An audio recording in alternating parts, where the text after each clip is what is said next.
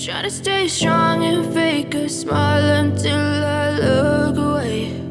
But I've known you too long, it hurts to watch your blue eyes fade to grey as you fade away.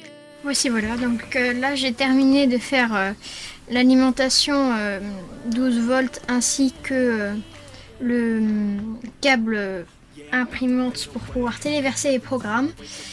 Donc maintenant je n'ai plus qu'à utiliser, vous allez voir ce que je vais utiliser pour fixer les parois.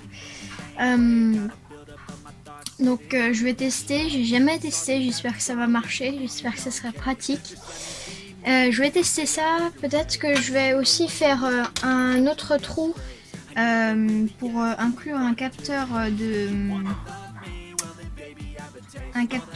de distance, je sais pas encore. Ce qui est presque sûr, c'est que je vais inclure un écran LCD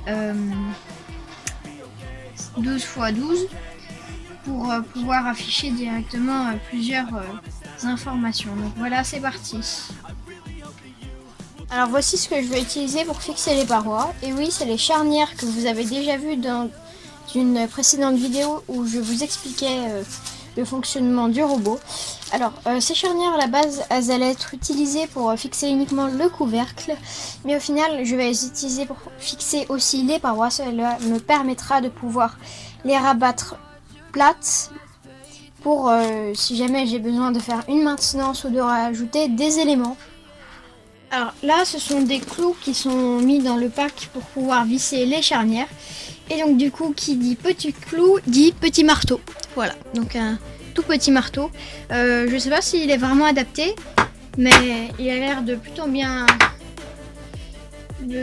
La force a l'air d'être plutôt bien répartie. Donc du coup, je vais essayer sur déjà ici. Et après, eh bien, je vais fixer sur le robot. Alors pour déjà mettre les marques, je vais prendre un marqueur indélébile et je vais faire les deux trous pour pouvoir mettre les deux clous.